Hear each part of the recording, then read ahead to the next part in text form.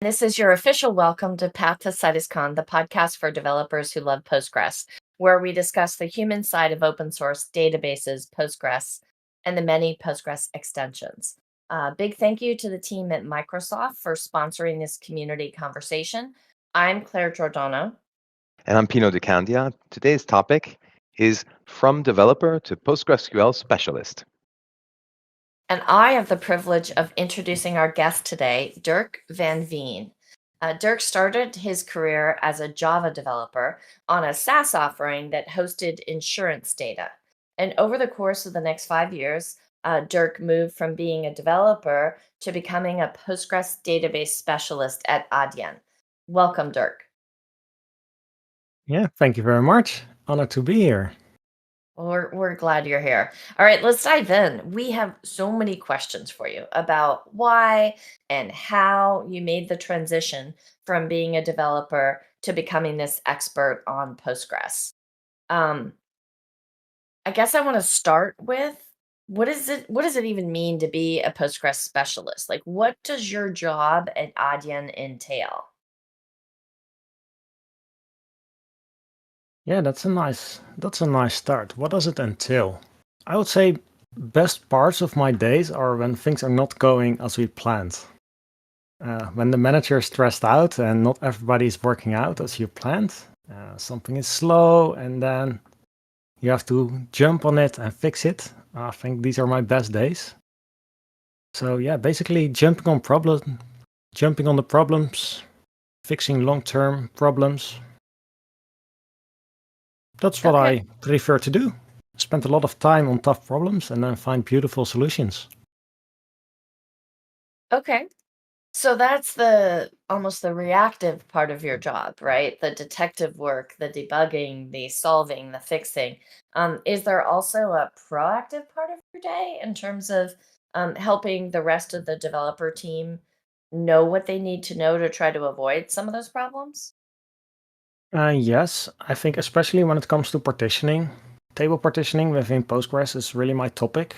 I automated it all, and a lot of time, if I'm working with developers, I spend talking with them about partitioning. How do you partition? Why do you partition? Why do we pick a certain strategy? Why do I think they should partition the table or should not partition the table? And the second part of interaction with developers is usually around performance. And Derek, do Okay. the developers usually come to you, or do you often find you have to reach out to them to help them fix something that you think could be done better? When it comes to partitioning, they usually find me. And we have a system within Adyen. Every time a developer creates a table and this table is partitioned, a kind of alert goes off and they have to go to the DBAs and ask for approval. So even if they don't find us in advance, they will have to find us before they can actually commit this. Oh, that's interesting. That's a All great right. idea. So now I want to go back in time to 2010 when you were a Java developer.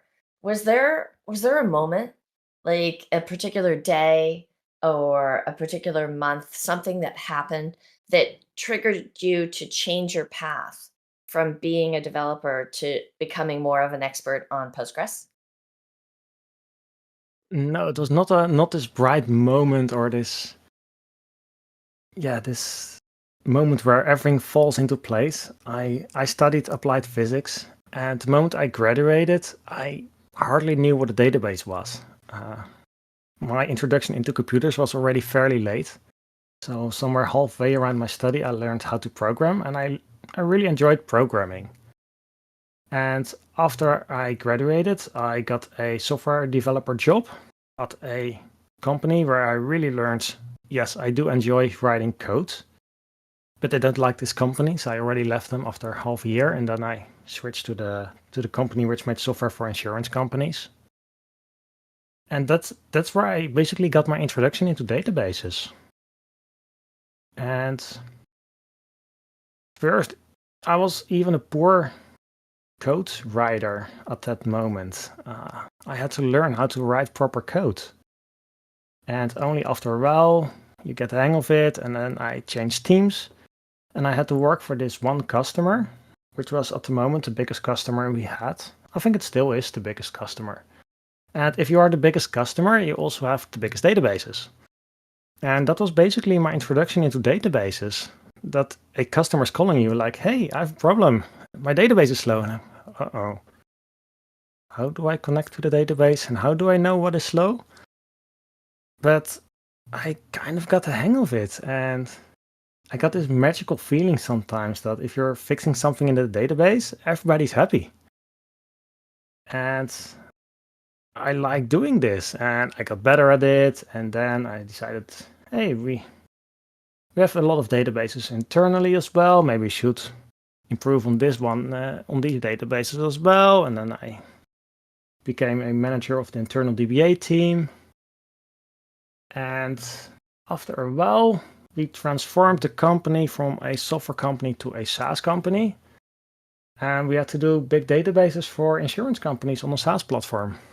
And I had this smart moment where I said, yeah, I can manage internal databases. I can do SaaS as well. And that, with the knowledge I do have today about databases, I would not have said that. I did not know enough about databases by far to do this job. So I worked and I worked and I worked a lot for 2 years. And then I was able to manage both DB2 and Oracle on a SaaS platform hosting insurance data for insurance companies in the Netherlands. Okay, so let's pause on that. You just revealed that you did not start on Postgres. You started on DB2 and Oracle, is that right?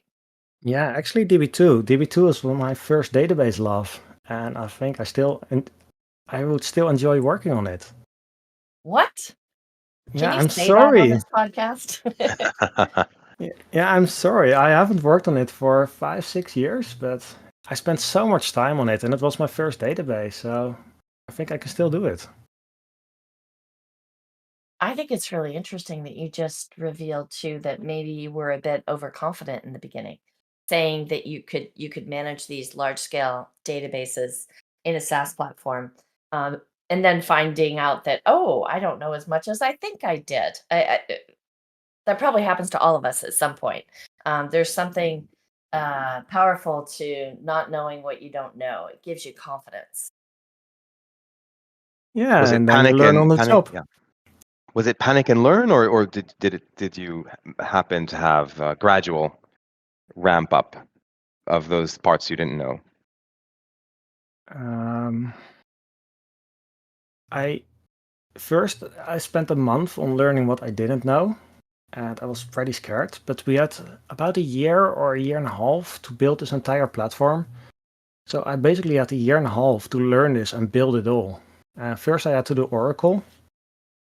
So I spent basically a year on Oracle, just reading everything I could find about Oracle, install it, work on it, and fail with it. I think these days I was working 4 days a week because my kids were smaller and I was taking 1 day a week, I was taking care of them. And I had a very smart colleague. And the day I was off, we had the deal, he broke the database. So when I arrived next day, I had to fix it. And we played this game for a long time. He broke it on purpose to give you a challenge, or he just did it without trying? No. He was actually breaking the database on purpose, so I had a tough job the next day. And this was a test database. There was some data in it. And he was deleting files on the file system. He was screwing up my backups, deleting my backups. I remember this one day he had such a dirty trick. He created a user on the file system, Oracle, with a 0 width white space at the end of the name. So when you copy the name, it's the same as the original user. But there were actually 2 Oracle users, but if you copy the name, you can't see the difference. And then he changed the ownership of half of the files to this new Oracle user, which appeared to be equal to the one I already had. It almost took me the entire day to fix this. Very devious. Wow, that's trial by fire. Yeah, but it was such a boost to my confidence, because by the time he had done this for months and months on me, I was really confident that, yeah, whatever happens, I can fix this. You have to tell us how you took revenge. I never did. I was actually very grateful. No counter No. challenge? I think I had my challenge when he joined the company. He never worked on Linux before, and I introduced him into the system, and I said, "Well, if you want to change this, you have to change this file." He said, "Like my screen is only black with white letters. How can I change this file?" Oh, I said, "We have this great tool on Linux. It's VI, and you use VI, and then you can change whatever you want to this file." Well, he says, "How do I use VI?" Well, it's easy. You take VI dash and then the file name, and then you open it, and then you're good. And at that moment, I walked away. And yeah, he made some weird noises behind his computer, but he never asked how to fix it. But he did some googling that day. Do you still work with this person? No, unfortunately not. I tried to work with him again, but they made him CTO of another company. Got it. So he doesn't work. He doesn't want to work with me anymore. Hmm. Well, So maybe he oh, sorry, go ahead. Well, I was going to pivot to a different question. So, Pino, if you've got something more on this I- thread, go for it. Not so much this thread, but relate. So something you said earlier that it caught my attention. So you said your best days are when things are not going as planned. You also talked about this magical feeling, and I know, well, at least for me, the magical feeling only comes once stuff is fixed, and while stuff is broken, and especially if people are relying on you to fix it quick. It's a hair on fire moment. So, what is it like for you? Do you stay calm? You know, just explain the experience of things aren't going as planned. How do you approach that? Yeah, usually first my heart rate doubles, and I'm like, all right, this is not good. And usually I try first to take a step back, like just walk down the stairs one floor, get a cup of tea, take a few deep breaths, go back up, and then just start slowly and methodically on the issue. Because if there's panic and your heart is pumping and you immediately jump on it, at least that's how it works for me. If I immediately jump, then I can't focus and I do the wrong things. So to my feeling, I really need to slow down on these panicky moments. And only when I slow down, I can analyze what's going on and try to relax. Like this is not a panic situation. This is just a moment to do a good job. And yes, the magical feeling is only afterwards when you have a beer and everybody sighs the breath of relief. I think that's really interesting. I mean, and I suspect that advice you just shared about needing to slow down, having a cup of tea, breathing, right, so that your brain can focus, is probably something that gets shared even outside of the developer space, outside of the database space. Probably gets shared by athletes, right? Probably gets shared by surgeons, like anybody who's got something very important to do and needs their brain to be at peak performance. um, Take a cup of tea. That's pretty Yeah, it's cool. hard. It's hard if you're doing sports to take a cup of tea, but yeah, I try to be a professional rower and I came a long way. So I've been on some big tournaments, and yeah, before the match, it's like you're waiting in the water. You can't move anymore. You're just waiting for your start position. Yeah, and then it's just this breathe. You know what to do. You know the skills. You have the skills. You practiced. Just take a breath and then just do it. I love it. Um, okay, so you have worked obviously on Oracle and DB2 and now Postgres. Um, this podcast is aimed at the Postgres community, Postgres users, customers, developers, contributors, community members. So I just have to ask, like, having worked with other databases and now having worked with Postgres for a number of years, what are the things about Postgres that have really appealed to you in comparison to those other databases? Well, before I started working on Postgres, I was like, if you hand so many tasks to the operating system, especially if you compare it with DB2 and Oracle, how can you get a decent performance out of a product? If you can't control all these variables, how can you do it? And then I started working with it, first at the insurance company, but it was introducing the database and it was like no load at all, and I was getting bored. But during this time, I got involved with the Postgres community, and I heard some rumors about a Dutch client with huge Postgres databases. And it was like, yeah, well, if they can do it, we can definitely do it. But yeah, I didn't know anything about it. But then I was bored and I applied for a job within Adyen, and that's where I'm working now. And indeed, we have huge databases, and Postgres is just pulling it off most of the time. And for me, it's amazing. Sometimes I'm so surprised, like with relatively small amount of work, you can get so much work done at such a high speed. It's pretty cool. Are there aspects of Postgres when you talk about being surprised, or you talk about Postgres pulling it off? Like, are there pieces of the system, components that surprise you in particular? Not one in particular that I think of like, oh, it's amazing that that works, but there is so much of it. If you have something and you want to do it, and it's like, you Google this, can I do this on Postgres? And usually the answer is, yeah, you can do this. And it works out. You can use JSON, Graph. I was looking into UUIDs last week, even this week, and you Google it, and there's an extension for it. And then you can download the source code, compile it, work with it. It's just amazing that there's so much. So you mentioned extensions. I mean, that's a whole topic in and of itself. Because I started in the Postgres community working for Citus, so on the Citus extension, uh, I just became enamored with the power it gave the community. Like, and what I mean is, if all new innovation, if all new capabilities had to be integrated into the Postgres core, then by definition, there's some gatekeeping there, right? And there'd be some limitations on the speed at which you could innovate or the types of things that could be done because you'd need to have sufficient agreement, et cetera, et cetera.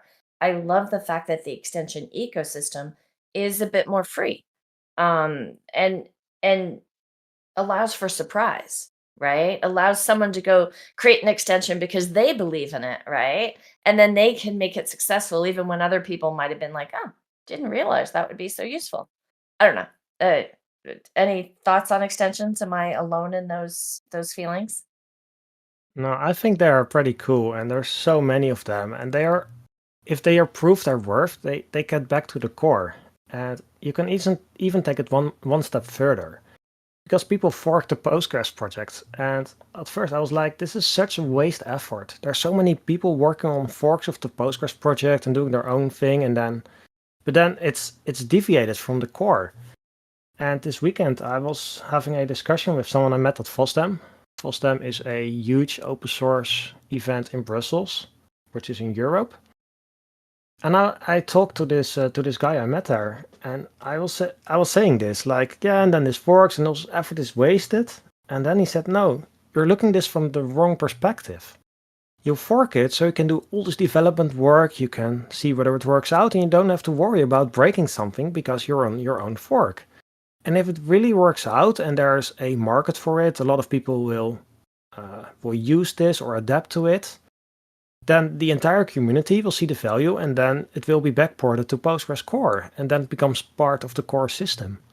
And then, yeah, maybe first it will become an extension, and then you can use it, and then in the end, the extension might go back to the core. And I thought, this is a really nice way of looking at it. Yeah, forks are part of the freedom of an open source project, right? For projects that have that kind of, very liberal license. Yeah, but at the beginning, I really thought these forks were a waste of effort. Like, there's so many bright people working on these topics, and then if you would have put all the effort into the core, then the core will develop faster. But now I see it more like it's a nice way to get it done and to play with it, and then you can get it back to the core in a stable and safe way. I think that's key, right? That certainly the community goes slow in certain areas. Stability, performance are top of mind, and it's hard to get the community to coalesce around something very ambitious. So it takes multiple cycles to do something. So I think what you're saying makes a lot of sense. The forks help advance Postgres, and yeah, then maybe something can be done with a combination of development in core and an extension when the idea is more mature. Yeah, to me it makes sense. At least it gives me a better feeling about looking to the system. I think yeah, everybody can contribute, and there's nobody is in charge, so you can't make quick decisions overnight. Like if you are the boss of Oracle, you could say, "Hey, this has to be done by tomorrow," and then everybody jumps. But with open source, it doesn't work that way. So yeah, maybe you lose some efforts, but on the other hand, you also can make very great products and great extensions to it and get it to the core and then develop even faster. Now, on the topic of extensions, I think I for one take for granted, when I see another extension, I'm like, the extension allows you to do so much that I sort of say, oh yeah, sure, Postgres can do that because we have extensions. So I'm not surprised it can do this other thing and this other thing, and people can do so much just with the Postgres database. Are there and so I meant to ask you, are there extensions that come to mind that you find particularly, that you're particularly fond of, that have brought a lot of value to you? Yeah, basically for collecting statistics. For us, our databases, we are really pushing it to the limits more than every now and then. So just being able to collect statistics, it's key. So And which extensions in particular are you thinking of? Yeah, I was afraid you're gonna ask this one. Usually it's Yeah. on top of my mind, but That's quite all right. You'll think of it in a few minutes, is once you stop trying to think of it.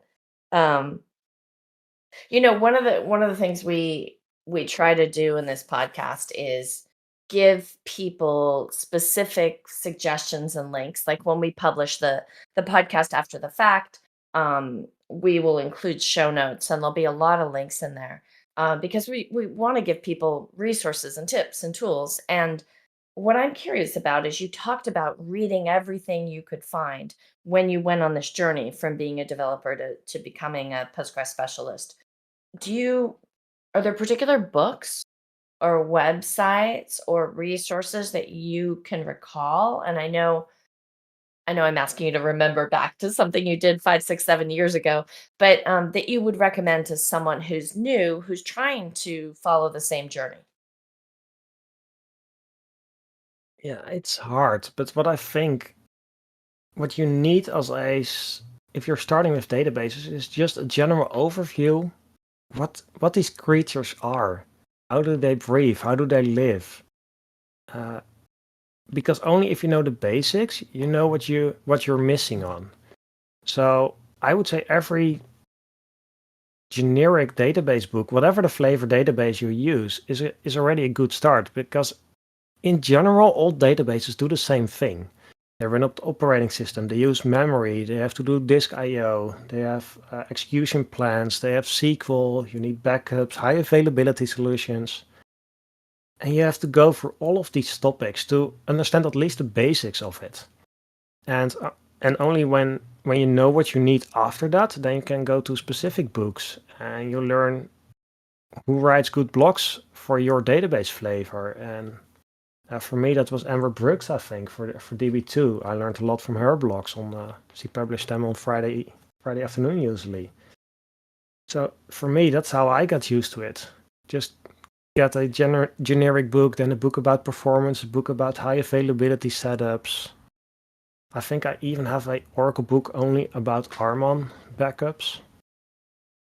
And then you Google it and you find blogs and you find good blogs, and then you keep on reading the blogs, and that's how you learn. And even Got it. today, I can't work without Google or the manual. And when you say the manual, you're talking about the Postgres documentation or some other manual? No, Postgres documentation. I know what I want and I know the general direction, but I don't know all the details. And the Well, Postgres that's docs are generally considered excellent. I have to Is that admit your they are experience? good. Yeah. Yeah, they are good. I have to admit. But you have to supplement them with Google, because maybe you can't find everything you need in the docs, I'm guessing. Um, what when you use Google to find information, where does it tend to point you to? To blogs or videos or what? I usually pick the documentation because the documentation is written by people who really know what they're writing about. And when you're pushing a system to the limits, it's not about what you read, but what is actually there. So sometimes you have to read it 4 or 5 times before you realize what is the picky, nitty detail that is still important. And a blog is more like I give you a general direction. It's a nice topic. This is how we use it. But if you want to be spot on, I think you have to use the documentation. And Derek, I'm going to take a question from the online chat. Do you use AI as part of your work? Supplement Google and the Postgres docs, or No, another other workflow? personally, I do not. I think our entire database team is not using it. I know the software developers are using it for some parts of their job to generate big parts of code, which can be generated. But for us, no, we don't. No. Okay. All On the right. subject of extensions, I wanted to ask you too. Do you have to play a sort of defensive role? Do the developers come to you asking to add extensions that they think might be useful, but it's hard for you to support another extension? Does that happen? I would say we are more on the careful side than developers. Like a developer is building something and he's enthusiastic about it and he wants to get it live. And when a developer comes to me and says, "Hey, I need this extension," it's what I want to know is it safe? How does it impact performance? Is it well maintained, or did nobody commit for this in years? So I have more question than just on the surface it looks good. Hmm. So it certainly takes a while to onboard a new extension. I know that we have that issue at Microsoft as well. Yeah, like this week, I've been researching this UUID extension, and it's a very small one. I think the source code is not more than a few pages, but still, to get it approved, get it worked out, is the performance good enough? Is it stable? Who's maintaining this? Mhm. Yeah, it easily takes months on the shortest. And when you onboard it, does it happen the other way too? That you found an extension that you're pretty sure you're going to onboard, and you need to let the developers know, or even about the existing extensions, letting them know that the functionality is there, educating them that there's some functionality they may not have taken advantage of yet. Not directly, but indirectly we are collecting statistics about query plans, query execution times, these kind of things, and we are publish it using a user interface, and they are using it to take a look at their own database, like, hey, this is how your database is performing. But they don't know this information is provided by an extension. Okay. So you talked earlier about partitioning, and it sounds like Adyen does some pretty sophisticated things with partitioning, and I don't know what you're comfortable talking about or sharing here on the podcast or not. But I'm really curious if there are, I don't know, is there a story there? Are there lessons you've learned that are worth sharing with the world about um, how you went from not using partitioning to now using it the way you do? It's a very Um, open-ended question. Yeah, well, the good thing is I can tell a lot about partitioning. I talked about it at conferences in the past, so people already know what kind of setups we have. We have articles about it, and we actually published all of the functions we created to maintain partitioning, or maintain partitions, I should say, because our system is always under pressure, and if you want to do maintenance on partitions under pressure, locking becomes a huge issue. And there are already some libraries out to maintain partitions, but we always struggled like, yeah, the partitioning maintenance need this access exclusive lock, which is a very heavy lock on the table, which basically means everybody don't touch it. Don't even look at it. I'm doing maintenance. But if you're processing payments 24/7 a day, then you can't do this. So we basically created our own library to minimize the amount of locks we need when we are doing things like creating partitions, dropping partitions, but also even adding indexes to partitions or adding foreign keys to partition tables. And partitioning is so easy to start with.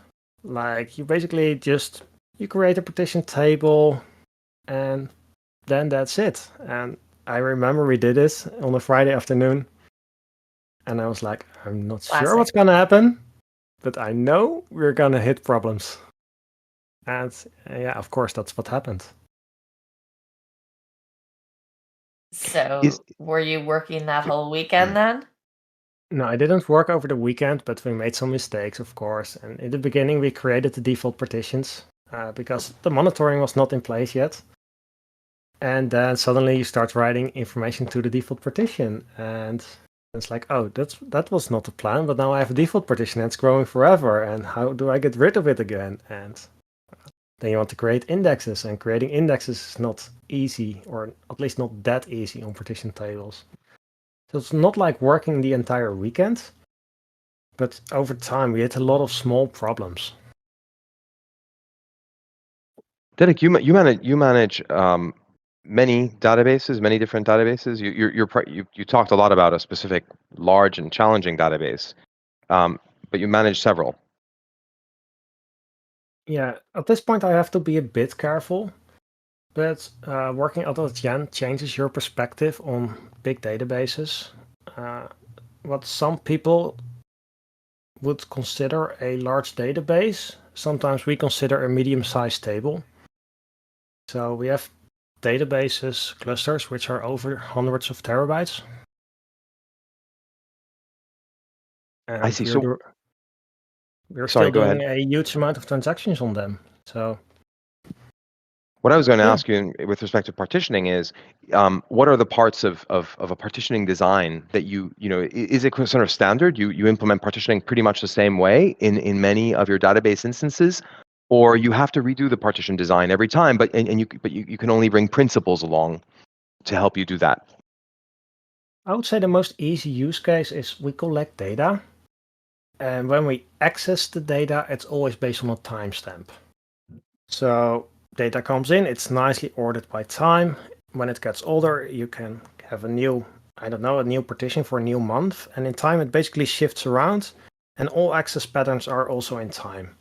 And then after time, maybe it's a log file, you want to get rid of it after a month, or it's PII data and you want to get rid of it after 5 years. It's really easy. Everything is centered around time. But sometimes that's just not the way it goes, and then you have to be more creative, because I think partitioning is already complicated if you have one layer of partitioning. So I don't want to go to 2 layers of partitioning, and I don't want to have 2 partitioning columns. So we partition on 1 column and 1 column only, and 1 layer. We don't do double layers, at least for now. And yeah, sometimes you want to search your dates or your data by a integer, which is your primary key, and all access patterns are following the primary key, or it's used for joins. Then it becomes much more complicated. So how do you separate this in time? And yeah, then usually you have to make concessions, both on database side, where you give in a little bit of performance to find the correct partitions for your data, either at inserting time or retrieving time.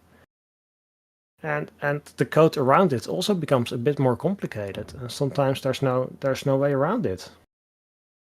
And we have actually one use case where we use a huge default partition, and we split this default partition in ranges. So we have within one huge partition we have all kind of sub ranges, and it also works out. But finding this solution, I think it took us months to find it. So yeah, you have your guiding principles. You know how it works. You know your limitations. And sometimes it's really easy, and sometimes it can be really complicated to find something that really works out. You just made that comment about usually you have to make some concessions, and it completely reminded me of something that Marcos Lott said in his talk at PGConf about distributed Postgres database architectures.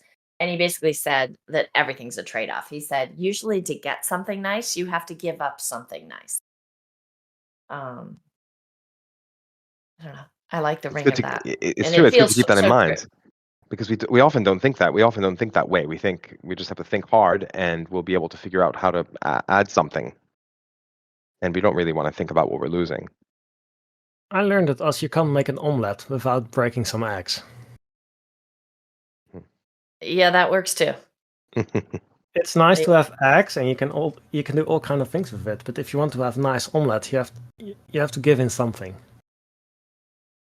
And Uh, in my experience, that's how it works with databases. It's not magic. It's not you wave your wand and then you can get everything you want to have. You give some and you take some. yeah, it makes sense. Okay, so as a Postgres specialist at Adyen, the developers sometimes come to you to get input, advice, guidance, and sometimes you go to them because you see something going on and you want to, I don't know, I'm imagining you want them to make a change in their code or you want to advise them about a change you're making in your database. The question is, that was all just the lead up. The question is, do you find yourself using analogies to explain database concepts to them, to explain some of these trade offs that have to be made, like your egg analogy? But do you, and if you do use analogies, what are they? Yeah, I was afraid of the second part of the question because I use them all the time. But usually they just appear to me.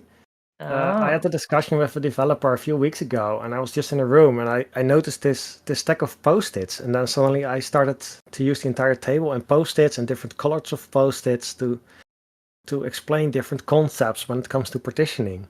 So it's just a post-it, and you write one letter on it, and then you can already make it visual. I had the same thing about explaining rate arrays, and I explained it to this person using what do you call these round circles you put under your beer glass? coasters. Yeah, these ones, and I use them to explain how a disk is rotating and how you can build a rate array and what are the trade-offs there and how much can you lose. It's more like using what I have around me and use it to make visually clear what the concepts are. I think that's my trick.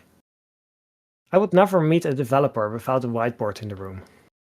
Hmm. So it's not so much that you have standard analogies that you use, as much as whatever's available at the time, you're going to make use of it. If it's visual, it's physical, it makes it more real. Yeah, for me that works out. And Okay, definitely so the just was going to add, and definitely that's one of the challenges of remote work. That the whiteboarding isn't that great, and we can't really we can't really draw on paper as easily. We can't. So how do you get around that? What do you do in those situations? You said you didn't, but does it ever come up? You have to have a Well, remote meeting and explain concepts. What do you do? and usually I actually go to the office for them. For me, that's the reason to go actually to the office, to meet people, to talk people, go through problems, challenges, and meet people. So you can actually do all these things. But right, not all of the offices we have are in the Netherlands, so I can't always go to the office. So what do I do if I have to explain it? I'm pretty good with Keynote to create slides, and you can have very easy images on them. So I usually start with Keynote, and then you make this very basic shapes, and that's how we start. I used to have this drawing tablet around me. I don't know where it is at the moment because it doesn't work with my Mac I have now. But then it was more like you can have this page, and then you can write with a pen already. It was already easier to work with than Keynote. Yeah, you have to Yeah, work with the limitations you have. being able to write with a pen, I don't know why that is, how like biologically it's ingrained that hand to brain connection exists. But I find it so much easier to sketch with a pen than I do trying to sketch, with my mouse and online tools. Um, so that's the limitation I have to work with. I think that's Okay, for most of us. so I asked you for examples of the analogies, and you said you were afraid of that question because it comes to you at the time. Like you don't have some Rolodex of, okay, here's analogy number 3 that I'm going to share with you today. So that's fine. I get it. And I don't want to put you on the spot. But I do know of one analogy that you recently used that I thought was super creative. And I'd love for you to tell everybody who's listening a bit more about it. Like, how did you come up with the idea? And, um, why does it work and how did people react to it? And the analogy has to do with roller coasters. And specifically, this was the talk that you gave at PGConf in Prague a couple of months ago.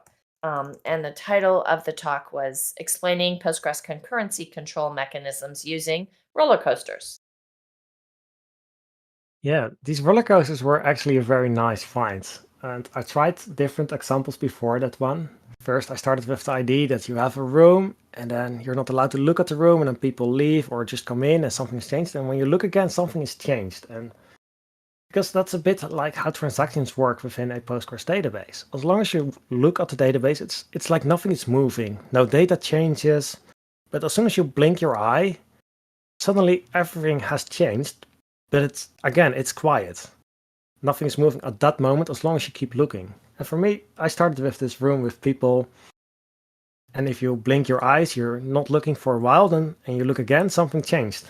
But as long as you keep looking, they don't move. And that analogy didn't work out in the presentation and in the story. It became way too complicated. So I had to look for another one. And then I was looking for an example where it should be moving at different paces because sometimes your database goes fast, sometimes your database goes slow, but you also want to freeze it. And then I was looking about what are the things around me that move fast and are kind of fun to watch. And that's how I finally found the roller coasters. And then I was explaining the concept to the team and how I wanted to connect it to database transactions.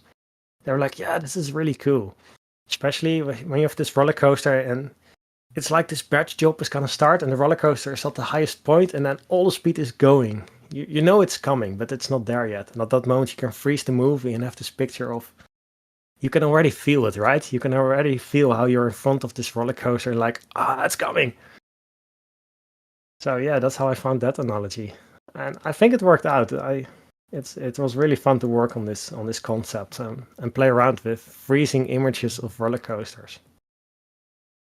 I love it.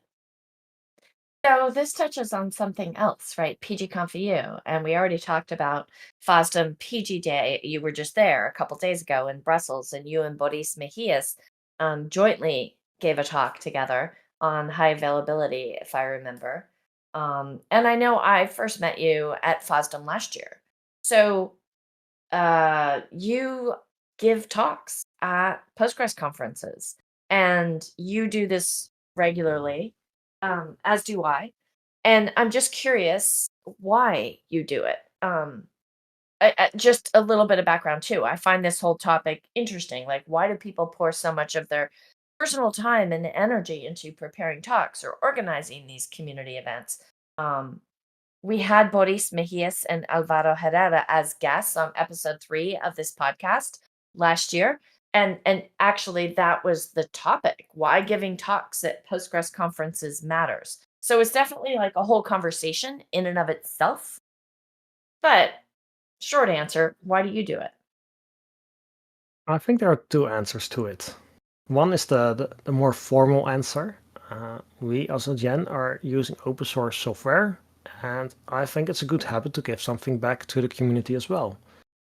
So at first I was convinced, like, what can I do? Well, I can program as well. I used to be a Java programmer, so maybe I can be a contributor to the Postgres code. And I tried it out, and I did not know where to start, to be honest. It's writing Java 10 years ago and now starting with a completely new project in a language I haven't seen in 20 years. That was rough. And then I also realized, but I'm good at other things. Within Adyen, we face a lot of tough problems, and we have to do research about how to push Postgres to the next limit. And one of the things we can do is share this knowledge. We can share how we do partitioning. We can share what happens if you do this under pressure, and we can share the libraries we created to do this maintenance under pressure and share this knowledge. And yeah, spreading the knowledge at events like FOSDEM and PG Days and PGConf, I think that's also a way of contributing back to the community and say thank you. That's a more formal answer. But there must be a personal answer as well. Why do I do it? For me, that answer is much harder to get. I just like being on stage. Well, I'm usually pretty shy, but when I'm on stage and I can share knowledge with people and I can see people like really understanding this thing you're trying to explain, and they come to you after the talk, it's like, oh, now I understand why I need to do partitioning, or now I know why it didn't work out, or oh, I'm so glad you guys already fixed it and now I don't have to do this. I can just follow it. That makes me feel personally good as well. I pause because I'm digesting what you're saying, and it's pretty powerful. There is something really cool to being on stage, and there is something exceptionally cool to sharing your learnings and your expertise in a way that helps people in their lives, in their jobs, with the problems that they're trying to tackle. I love Derek, what you said. when was the moment when you thought, I'm ready to give a talk? I have something to share now. How much experience did you have? What was the trigger? I think my first talk was for DB2 when I was just we had built a SaaS platform and I had collected a lot of information about performance debugging around DB2 queries. And that was the moment I said, like, I've always been giving trainings. Like, I was giving trainings internally to developers. I was training them when it came to databases, but also other topics.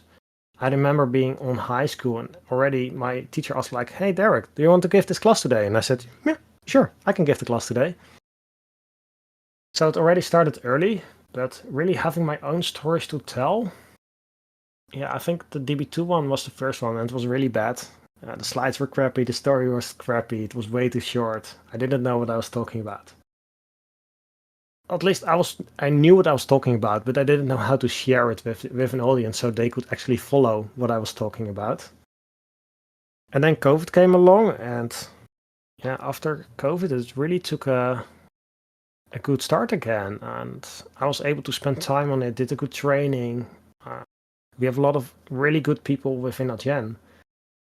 And I did very scary things for myself because I built this presentation and this slide deck and I was proud of it. I was really proud of it and I put a lot of effort in it.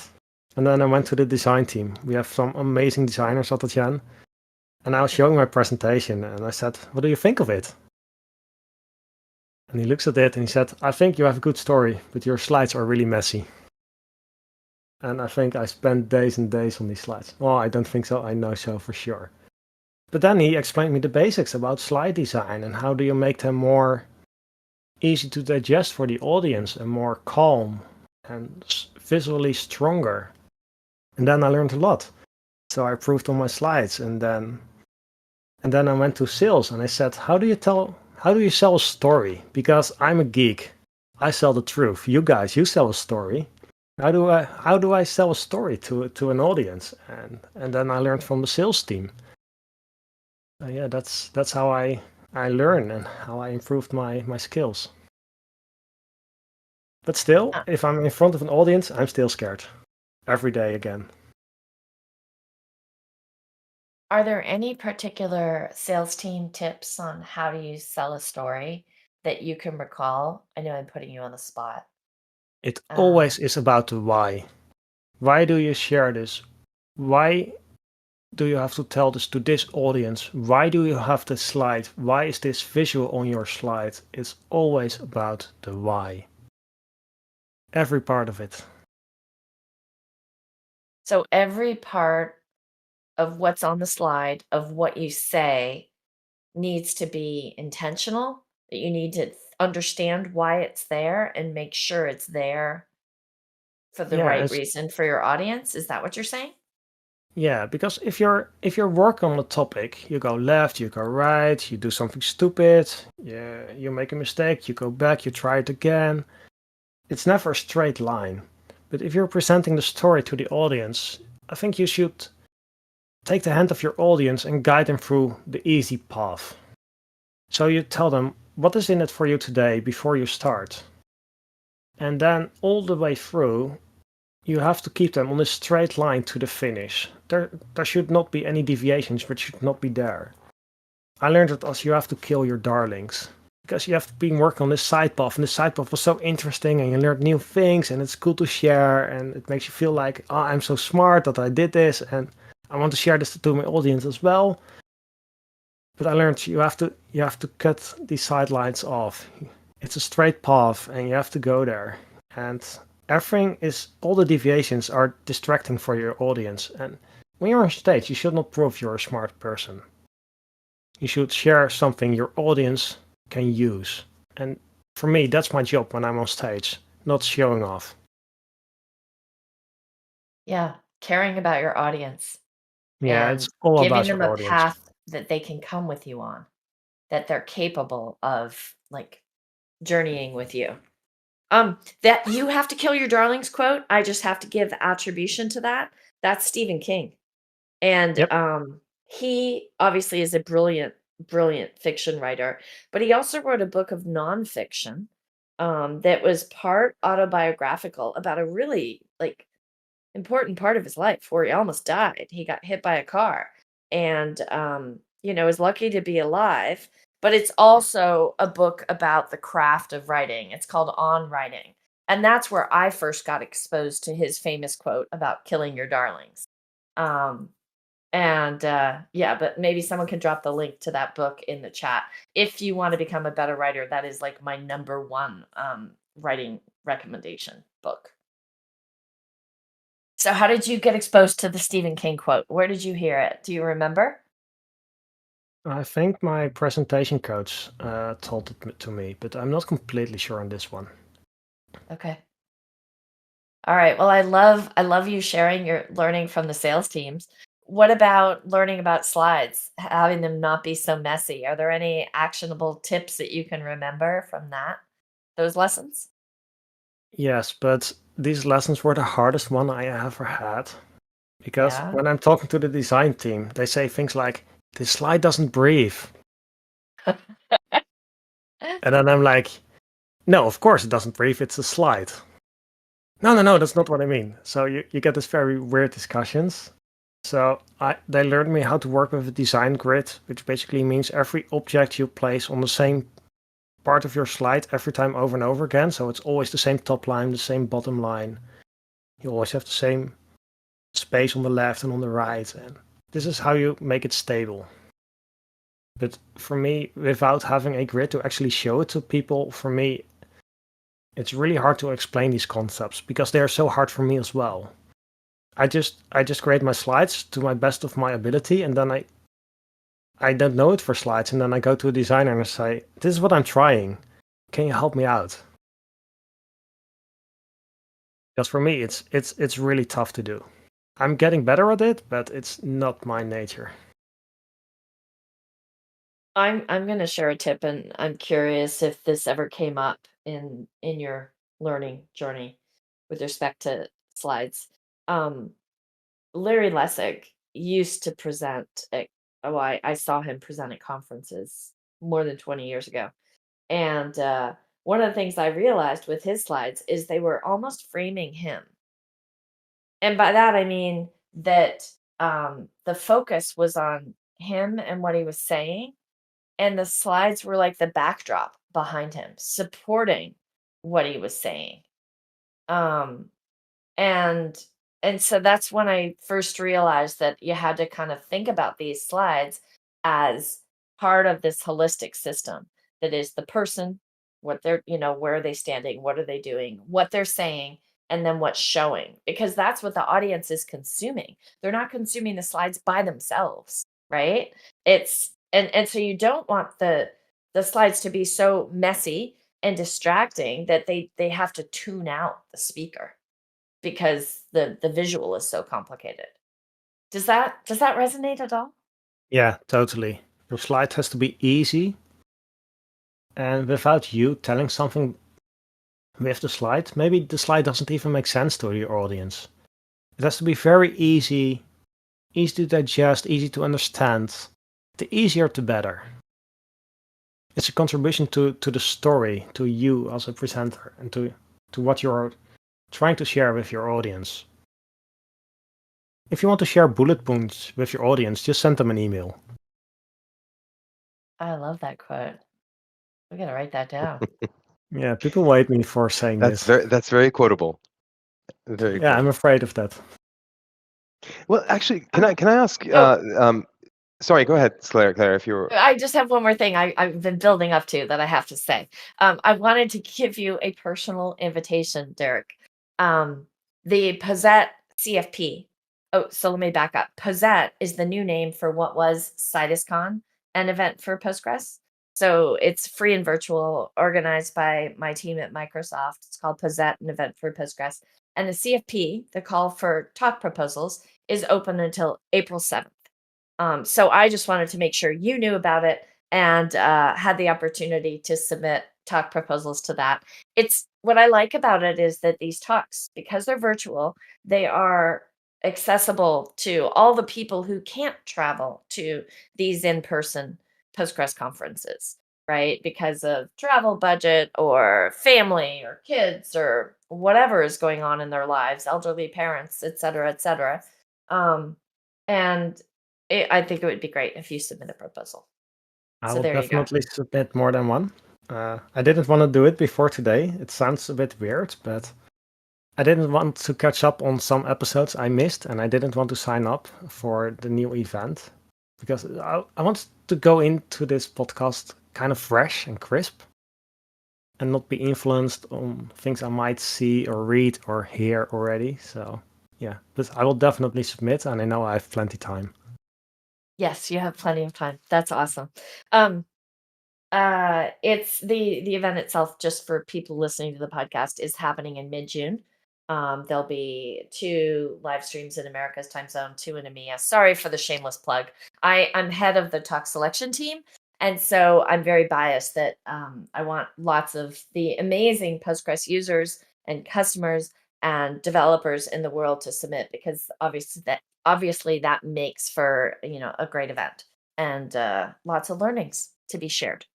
So, okay, I'll get off my promotional soapbox here. Uh, I think Pino had a question a second ago before I went down my I Posette. did. No. Okay. I'm glad you mentioned Posette, Claire. It's very exciting. The previous conferences have been really great, and I'm so looking forward to it. And I love it that it's virtual. I love that I can that all the videos are there, and yet there's also the community, live streaming. So thank you for that. I was going to ask Derek. We talked about live presentations, and I felt that just for completion, just to ask you, you've blogged too. Is it an equivalent? Is it an equal passion? Do you like doing it as much, and what's different about it? Yeah, just tell us about your experience blogging, please. Blogging is nice because you can share more deep knowledge. You can really go to the details and explain it all. And in some ways it's easier to do because you can take all the time you need. There's not like you have to fit in one A4 paper, or it has to be readable within 5 minutes or 10 minutes. So if you want to take, I don't know, half an encyclopedia to share it, you can share it that way. What I'm always surprised about when I'm writing a blog is how much time it takes and how much time it takes to get it right. When it came to partitioning, we were like, oh, we will publish a new article every month. And I think we are publishing a new article every 3 months. Because you have to do the research and you have to get it exactly right. And then I want to have some nice visuals as well. So I work together with the design team on the visuals. But So But you have it's two all, articles on partitioning out late last year. Is that right? yeah, Is and I there think is there a third part coming? we published it yesterday, I think, or the day before yesterday. So it's really fresh out. And with the second block, I created this public repository with all the functions to do maintenance on the partitioning. So yeah, then you have to build a repository and everything that comes with it. So that also took time. But it's also a nice way of sharing, and it's available for everybody for forever and ever. So it's not like you go to the conference and you can only share slides to a limited group of people. But on the other hand, going to a conference and talking to a lot of people, meeting people, gives me a huge energy boost as well.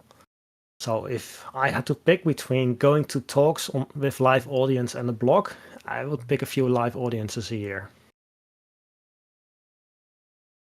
I like having a mixture, Pino, because at the end of the day, I can reach more people with a blog. I can impact more people's day-to-day work with a blog post. Just more people are gonna read it versus attending a talk. Although, when you give an in-person talk and you publish your slides and there's a video recording of it that then gets published on YouTube, that can really up the impact of an in-person conference talk because you are then reaching more people than the ones in the room, than those privileged ones in the room. Yeah, so Mhm. our talk at FOSDEM was not recorded, but me and Boris want to have a recording anyway, so we will come together, have the slides, record it, and then we can still publish it. Yeah. Yeah, and that's actually something you can do. You can self-record and, get it up there on YouTube. And with all the tools these days, it's easier than ever to do that. And to have something that's high quality. Okay, when Pino and I were talking to you, Dirk, and preparing our episode brief, obviously, for those of you who are listening, we do not practice these conversations. Nothing is scripted, nothing is rehearsed. We're having this conversation on the podcast for the first time.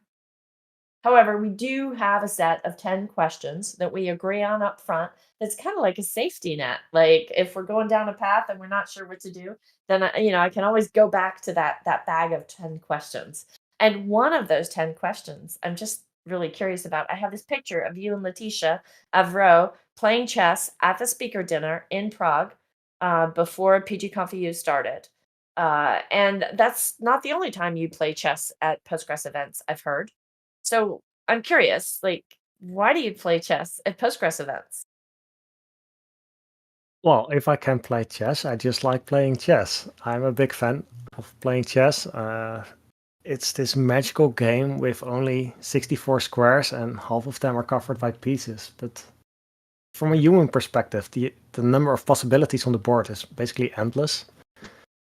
And among the Postgres people, or more technical people in general, there are a lot of good chess players. So I always carry my chessboard around. And sometimes it brings excellent chess games, and sometimes it has me meet new interesting people. I remember playing in Belgium last year where we were at a bar with maybe 20 people on one long table. And then the chessboard was on the top table, and every 10 minutes, everybody shifted. So two new players at chessboard, and you had new conversations. It was really fun. Oh my gosh, that sounds really fun. Um, is there something in particular that chess has in common with Postgres? I'm just fishing. Yeah, it's problem solving. That's what I think. That's my job. My job is solving problems, and that's what I really like to do. And chess is also about solving problems in time pressure. I was going to ask, do you use a clock on some or on some of your games? Yeah, usually we play with a clock. On the conferences, it makes sure everybody gets a turn at the table. So you play for, I don't know, 5-10 minutes, and then new players can join the game, or two new players can play. And online, everything has a clock. So I play daily chess, where you have 3 days to play a single move, and I play games which should be finished within 5 minutes. Yeah, it's interesting. I think there's a little bit of an analogy you can make there where, if you put the time limit too low, right, then you're just making mistakes all the time on both sides. And the winner is the person who can make the fewest mistakes or can hold out the longest and not run out the clock, right? There maybe the Postgres analogy breaks down a little bit more. But Well, do you like playing 2-minute games, 1-minute games? No, I'm bad at the very fast games. I'm better at the very long games. The faster the time control, the lower my rating gets, and there's a huge gap between my fastest and slowest rating. Absolutely. But Yeah, I would say playing daily chess is more like having a project with databases. You have a lot of time and you make slow progress. While Blitz is more like you have to fix it right now and you have to survive. It doesn't have to be perfect, but just survive to the next day so you can work on something better then. Yep.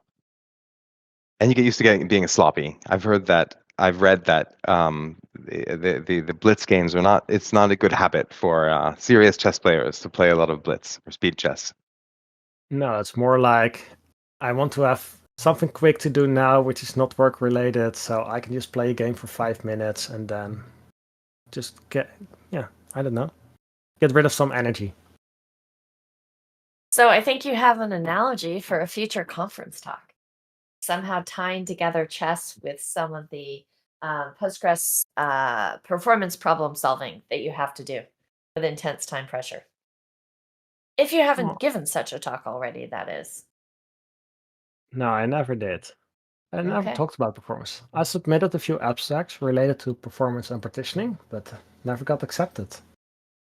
Well, that could be because you submit so many good abstracts. And I say this as having been, along with Andrew, who's listening in on the chat, on the talk selection team for PG Day Chicago, where I had to review a whole bunch of good talk submissions from you. Okay, we are almost running out of time. Before we leave, and I'll check with Pino to see if he's got any more questions. I'm just curious on this journey from being a developer to becoming a Postgres specialist. Are there any other tips or moments that you've thought of during the conversation today that I didn't give you a chance to talk about? Anything else you want to share with the world about that journey? Well, I transitioned from a Java developer to a database specialist because I thought it was fun and it was appealing to me. And just because I think it is cool to do. And I think whatever you do, you have to follow your heart, whatever it is. Don't get stuck in some job you don't like and you're glad it's Friday. Do something where your passion is. Then life and your job is just much easier.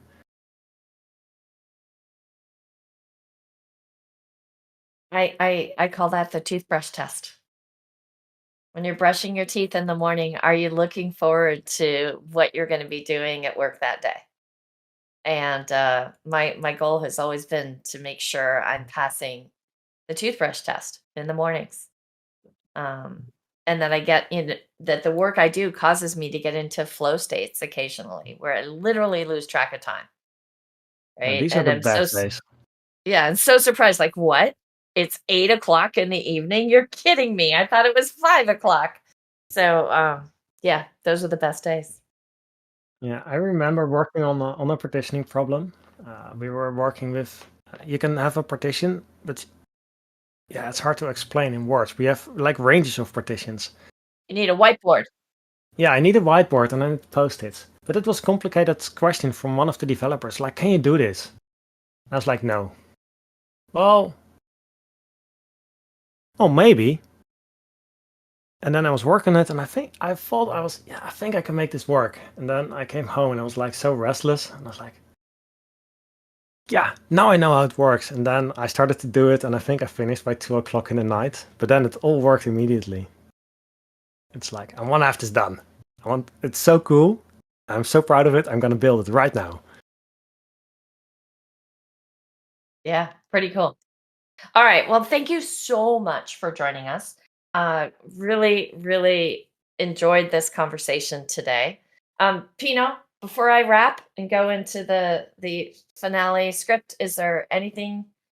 Nothing for me. I love it that you all ended on the toothbrush test and passion. That's why we're here. And so many of our guests bring up this exact topic. So thank you. All right. Well, thank you again for joining us, Dirk. And I look forward to seeing you again on the Postgres conference circuit. The next episode of this podcast will be recorded live on Wednesday, March 6th at 10 a.m. PST. The guests and topics are yet to be announced, but you can mark your calendar now with aka.ms/path to CitusCon, all one word, -EP13-cal.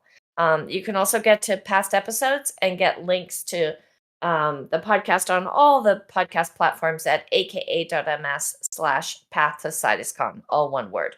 There are transcripts included on the episode pages on Transistor 2. And wait, don't go. Before you go, if you've been listening to this podcast, please rate and review us on your favorite podcast platform. It helps other folks find us. And a big thank you to everyone who joined the recording live and participated in live text chat on Discord.